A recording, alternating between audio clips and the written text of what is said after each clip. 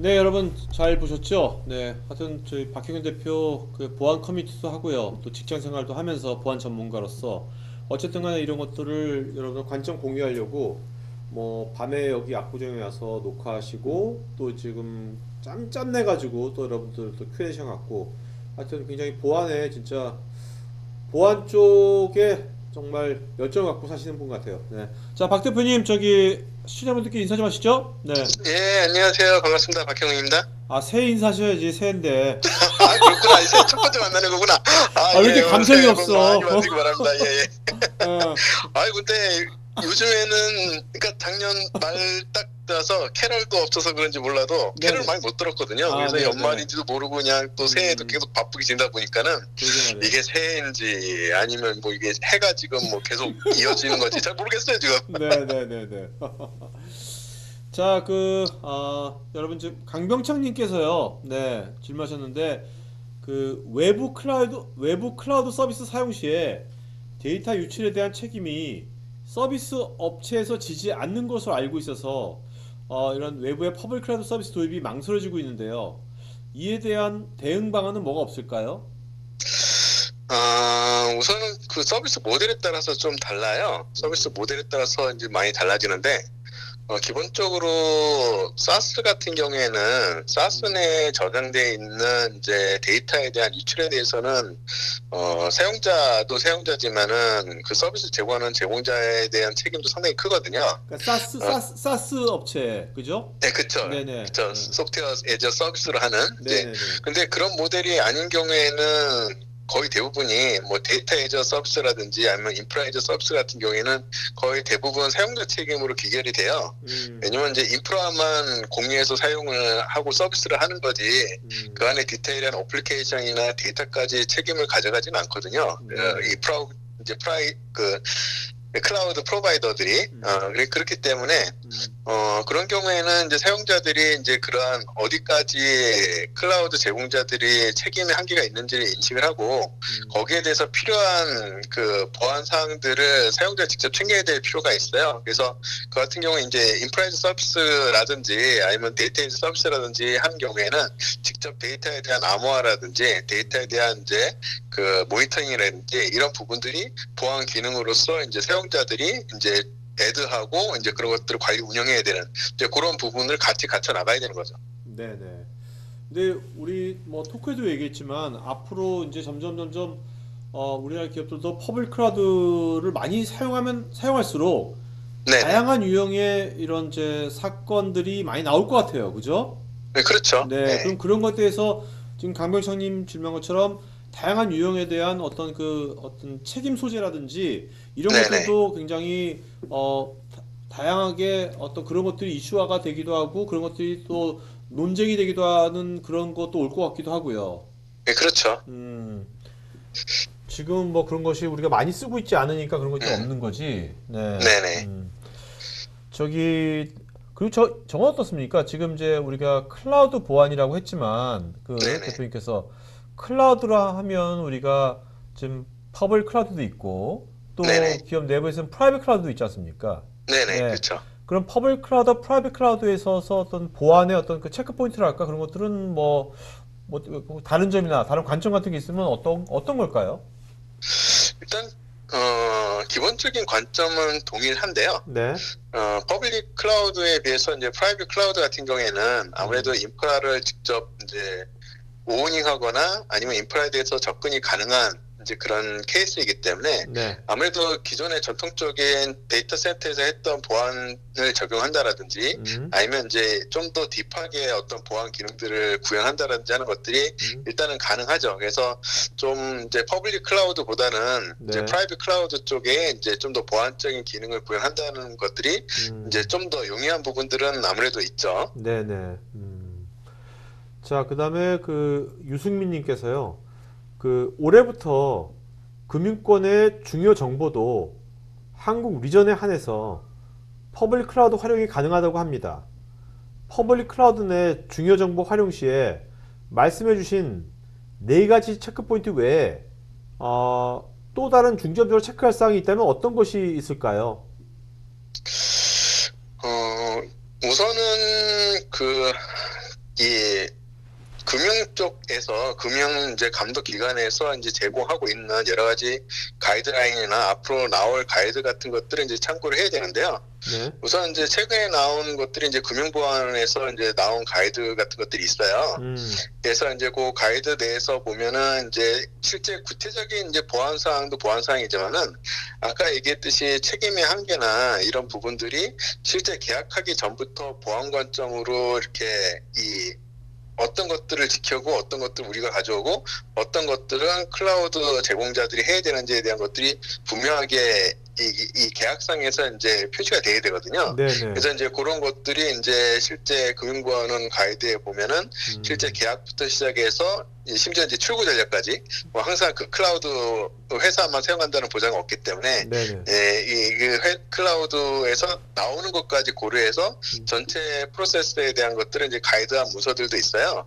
그래서 이제 그런 문서들을 이제 참고를 해서 이제 보안 사항들은 이제 4가지 보안 사항 이외에 이제 금융 감독 기관에서 요구하는 이제 그런 이제 추가적인 클라우드 보안 이제 가이드에 맞춰서 뭐 대부분이 이제 그 금융권을 이제 대응하기 위해서 클라우드 프로바이더에서 특히 로컬에 있는 한국에 있는 이제 그런 프로바이더들이 이제 준비를 하긴 하겠지만은 이제 그런 사항들은 이제 세세하게 이제 체크를 해 나간 것들이 이제 필요하죠. 네. 그럼 지금 그 유승민님 말한 것처럼 그럼 올해 2019년부터 이제 금융기관들도 그 뭐 한국 리전이 있는 퍼블릭 클라우드는 이제 사용을 할 여지가 되게 많아진 거네요. 네, 그렇죠. 이제 점점 가면 갈수록 이제 사실 산업의 발전이나 이제 뭐 또 금융 산업의 이제 융합 등 때문에 사실 클라우드를 더 이상 이제 늦추거나 하기는 힘들 것 같은데 이제 그런 것들은 이제 어느 수준에서 이제 어떻게 이제 허용할 건지에 대해서는 사실 금융 감독 기관이 계속적으로 이제 아마 가이드를 제시할 거라고 봅니다. 네. 그럼 그 가이드 같은 것은 그러면 그 금융기관 입장에서는 꼭 지켜야만 되는 겁니까? 아니면은 그 뭐 그냥 가이드인데 그냥 참고할 사항으로만 되는 겁니까? 그게 어떤 강제적인 조항이 있는 건지 아니면 그 가이드를 추천하는 건죠? 그쪽에서. 네. 근데 사실 이제 감독 기관에서 이제 제시를 하는 거기 때문에 이제 사실 감독 기관이 이제 규제 사항을 하기 이전에는 이제 법 사항이 이제 있을 거고 법에서 하는 부분, 그다음에 이제 그 밑에 하위법들, 그다음에 이제 좀 더 실무적으로 내려오면 이제 가이드라인, 그다음에 이제 권고 사항들이 이제 가이드 이렇게 이제 내려오거든요. 이제 내려오는데 사실 이제 이 규제 받는 입장에서는 사실 가이드라인까지가 이제 강제사항이고 이제 가이드는 이제 권고사항이긴 합니다만은 그래도 이제 감사나 이제 감독 이런 관점에서 보면은 사실 가이드까지도 이제 충실히 이제 체크를 해서 이제 지키려고 노력들을 많이 하시죠. 뭐 보통 이제 감사 방향도 이제 그런 방향으로 가고요. 아, 네네. 자, 그다음에 그 박천신님께서요. 프라이빗 클라우드 제공업체가 제공하는 보안이 무엇이 있을까요? 예를 들면 문서 암호화, 매체 통제, 개인정보 등등이 가능한지요? 기본적으로 이제 서비스 형태에 따라 좀 다른데요. 그러니까 이제 여러 가지 클라우드 프로바이더 서비스 모델이 존재하기 때문에 각각에 따라서 제공하는 것들이 굉장히 상이합니다. 그래서 기본적으로 네트워크 보안 쪽은 이제 기본적으로 제공을 한다라고 일단은 가정을 하게 되면 그 외의 서비스들은 다 옵션 사항이라서 사실 클라우드 프로바이더들이 어떠한 것들을 제공하는지가 이제 뭐 그게 무료 항목인지 유료 항목인지 아니면 이제 마켓플레이스 같이 이제 서드 파티랑 협력해서 제공하는 건지에 따라서 굉장히 다양한 서비스들이 존재하기 때문에 그런 것들을 하나의 통일된 관점에서 뭔가 얘기해주기는 어려울 것 같아요. 그래서 만약에 선택하고자 하는 서비스가 있다고 그러면은 그 프로바이더에서 제공하는 그 보안 기능이나 아니면 이제 마켓플레이스 제공하는 협력 업체들의 서비스 이런 것들은 이제 같이 고려를 해야 될 필요가 있습니다. 저는 지금 박천식님 질문을 보고서요. 네네. 그 지금 이런 게 있나요? 뭐냐면 우리 뭐 컨슈머 리포트처럼요. 네? 네네. 그 프라이빗 클라우드건 퍼블릭 클라우드건 거기 이제 각 서비스 프로바이더가 있지 않습니까? 프라이빗 클라우드 이제 그걸 뭐 설치 제공업체가 있을 거고 그런 것들이 어떤 클라우드 보안을 어떤 식으로 제공하는지, 네? 그런 것들을 좀 이렇게 일목요연하게, 네, 좀 그것을 정리하고 비교하고 이런 뭐 리포트라든지 뭐 아니면 그런 뭐 세미나나 컨퍼런스 같은 게 있나요? 갑자기 궁금해져서. 일단은 클라우드 제공자들이 이제 웹사이트에서 제공하는 이제 네. 매뉴얼 수준의 이제 문서들은 있는데요. 아, 그 문서 사실 언제 다 외부- 봅니까? 언제 다 봐요, 네, 우리가 그거를. 네, 외부 업체에서 그렇게 평가해서 그런 것들을 정리한 거는 이렇게 디테일한 내용들은 뭐 아직까지는 잘 못 본 것 같아요. 네네. 네. 그 박 대표님 해외- 그거 좀 해보시면 네. 어떨까요? 올해?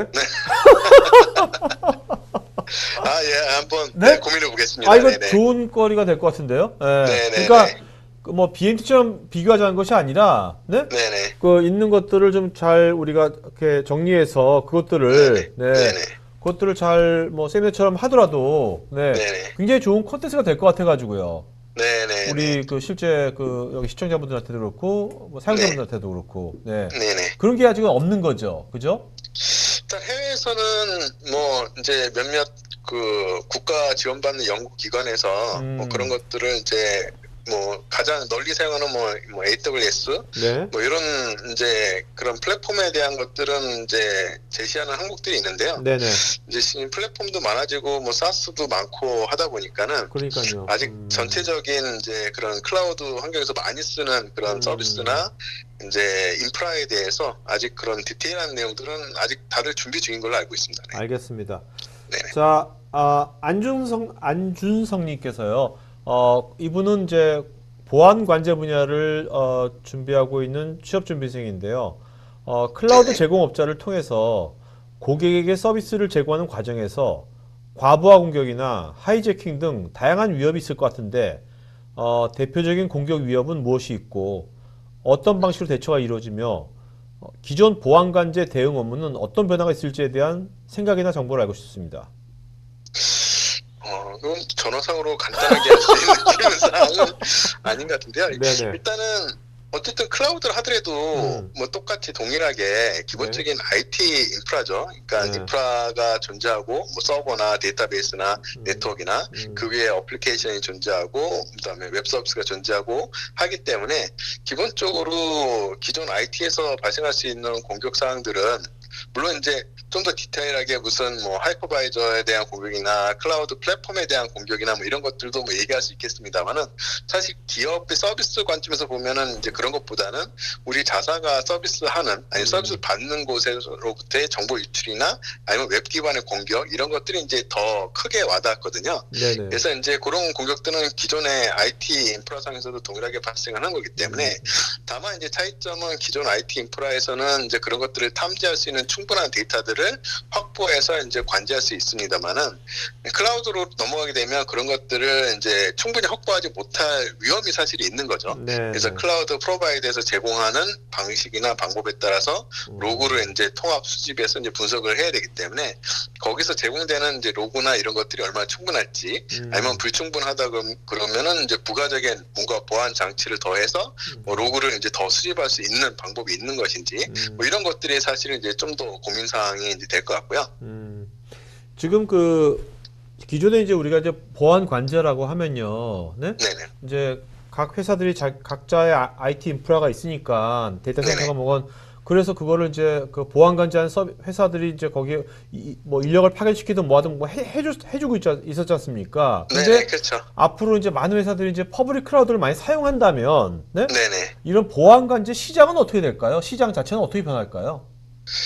네, 시장 자체도 어쨌든 이제 클라우드 인프라 내에서 이제 제공하는 이제 보통 이제 뭐 인프라가 어디에 존재하고 있느냐가 이제 사실 중요한 것보다는 네. 이제 이거를 이제 관제 모니터링하는 사람이 이제 어디에 위치해 있느냐가 이제 사실은 더 중요하겠죠. 근데 아무래도 이제 파견 관제에서 인프라는 원격에 있는데 뭐 이제 관제 인력만 파견해서 이제 대응하는 이제 그런 모델도 뭐 많이 하겠습니다만 아무래도 이제 인프라 자체가 클라우드라고 하는 원격제에 있다 보니까 퍼블릭 클라우드 같은 경우에는 네. 아무래도 이제 이 원격 관제 내지는 이제 이 관제 자체도 서비스로 받는 형태가 이제 좀 더 각광을 받을 가능성이 이제 커지죠. 그렇다면 이제 보안 관제 그 서비스 자체를 그래서 뭐 그 AWS라든지 MS 애저라든지 이런 데들이 직접 할 수도 있을까요? 글쎄요, 거기에 대한 시장성을 이제 본다고 그러면은 직접 할 수도 있겠죠. 하긴 근데 그 직접 하려고 그러면 인력이나 뭐 음. 기술이나 이런 것들이 뭐 단시간에 안 될 거니까는 파트너십 모델로 아, 하다가 그렇겠네요. 뭐 인수합병 이렇게 진행이 되겠죠. 네. 자, 그다음에 그리고 이제 뭐 그렇다면 이제 안중성님처럼 보안관제 분야에 종사하고 있는 분들은 네? 커리어는 앞으로 10년 뒤에 커리어는 어떻게 보십니까? 지금보다 좋아질 거라고 보십니까? 아니면은 자꾸 이렇게 서비스가 되면 별로 안 좋다고 보십니까? 그냥 글쎄요. 개인적인 그거는 개인적인 그냥. 저도 궁금한데. 그러니까 본인 그 대표님 조카가 네? 네. 안준성처럼 보안관제 쪽으로 진로를 하겠다 그러면 네? 네네. 막 적극적으로 막 권장하시겠어요? 막으시겠어요? 아니면 그냥 내버려 두시겠어요? 뭐 자기가 좋다 그러면 뭐 할 수 없죠. 네, 할 수 없는데 없다. 사실은 모든 직장인이 다 마찬가지인 것 같아요. 네, 네. 지금 보면은 글로벌 경쟁에 또 이 기기라고 그럴까, 뭐 로봇이라고 그럴까, 뭐 AI라고 그럴까, 어쨌든 이 머신하고도 경쟁을 해야 되는 그런 시대로 점점 진입해 가고 있기 때문에 사실 어떤 산업에 어떤 변화가 올지는 참 예측하기 힘들죠. 지금 현재로서는. 네네네. 근데 그나마도 이제 보안은 이제 가장 마지막까지 남을 거라고 하는 뭐 희망을 갖고 또 어쨌든 재미있으니까. 네. 근데 미래에서 어느 정도 미래까지 예측을 할 수 있냐라고 할 수는 없겠습니다만 어쨌든 뭐 클라우드나 뭐 AI나 뭐 IoT나 뭐 4차 산업이든 5차 산업이든 뭐 보안에 대해서는 계속 기회가 있고 보안 위협에 대해서 모니터링하고 이제 거기에 대한 대응을 해야 되기 때문에 네. 그게 관제라는 이름을 댈지 아니면 사고 대응팀이라는 이름이 될지 어떻게 이름이 바뀔지 모르겠습니다만 계속적으로 뭐 있을 거는 같습니다. 네. 네. 이재영님께서요, 보안도 그렇고 IT 서비스도 그렇고 가용성에 대한 문제가 굉장히 중요한데 실제 데이터 센터를 운영하면서 클라우드 서비스를 동시에 사용한다고 가정했을 때 가장 중점적으로 생각해야 되는 부분은 어떤 것일까요? 보안 담당자로서 신경 써야 될 부분은 어떤 것이 있을까요? 이게 두 가지가 같은 서비스로 진행된다고 했을 때 DB 동기화가 가능한지에 대해서도 알지 못하고 있습니다.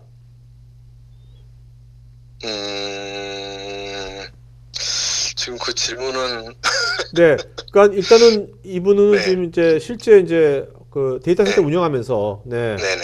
또 클라우드에서 퍼블릭도 이용하고 프라이빗 네. 뭐 퍼블릭 다 있는다고 쳤을 때 하이브리드로 있을 때, 네, 네. 이때에 뭐 보안하면 신경 써야 될 부분이 어떤 것이 있을까 그걸 물어보는 것 같은데요. 네. 어떤 뭐 여러 가지에 이제 신경 써야 될 부분이 많은데요. 결국 네. 이제 하이브리드로 이제 구성됐을 경우에는 그 인접되는 요소들이 굉장히 많아요. 네네. 접점 요소들이 많기 때문에 접점 구간에서 이제 보안에 대한 위협 사항들이 없는지 사실 이제 향후에 이제 사실 그런 부분들을 이제 시큐리티 아키텍처 관점에서 이제 좀 검토해보고 설계해줄 사람들이 이제 좀 필요한데 아직 국내에서는 이제 그런 개념이 아직 확립되어 있지는 않아서. 근데 어쨌든 기존의 내부에 대한 인프라 설계를 잘 알고 새로 네. 이제 붙여지는 이 클라우드와의 조합이 어떻게 될지를 분석을 해서 새로운 설계를 해줄 사람들이 필요하거든요. 네네. 그래서 그런 이제 보안 관점에서 그런 접점 부분에 있어서 어떤 문제점이 없는지, 가용성 문제는 없는지, 아니면 이제 외부에서 접근할 수 있는 경로가 뭐 가능할지 안 할지 이런 것들은 이제 판단해줄 이제 그런 사람들이 필요하고 그런 포인트들이 이제 점검돼야 됩니다. 네. 자, 오늘 Q&A 시간 여기서 마치도록 하겠고요. 여러분 설문 마저 해주시면 고맙겠고요. 안중선님하고 박천식님, 유승민님, 저기 이재영님처럼 본인 실내만 보여주지 말고 우리 다음번에 만날 때는 이재영님처럼 얼굴 보여주면 좋을 것 같아요. 여러분들 그 PC에 있는 이미지 파일 올릴 수 있으니까 쉽게 올릴 수 있으니까요. 우리 다음번에 만날 때는 서로 얼굴 보면서 같이 하면 좋을 것 같습니다. 박 대표님, 고맙습니다. 오늘 또 시간 내주셔서. 네네네. 예, 감사합니다. 자, 그러면 네. 여러분 박 대표님하고는 저희가 또 2월달에 박형근의 보안 트렌드에서 만나도록 하겠습니다. 자, 그럼 오늘 방송에서 마치도록 하겠습니다. 네, 고맙습니다. 네, 고맙습니다.